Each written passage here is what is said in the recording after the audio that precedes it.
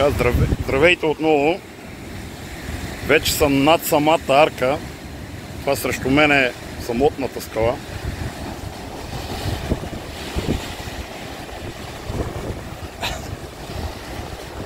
Тръпката е голяма, да знаеш, че отдолу има огромна пещера и бурно море. Не дай си Боже пък сега да стане нещо, да се срути точно сега да падне. Не се качват много на нея.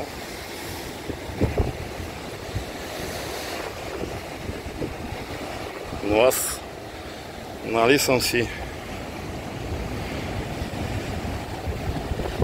Вятъра е много силен. Е така от тук, само да не падна.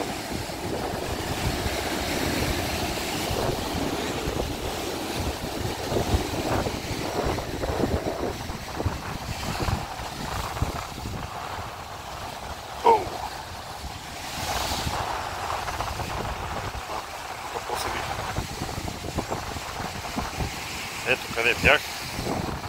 Ето и пещерата отдолу с вода. Самата ръка.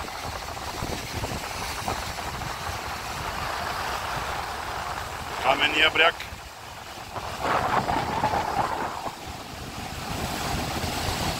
Тук има и хотелчета, къщи за гости.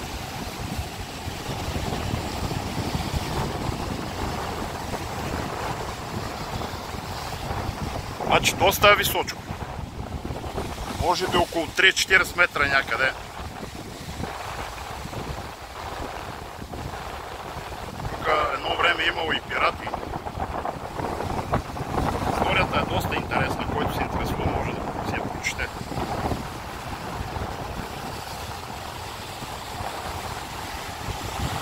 И така, толкова за арка.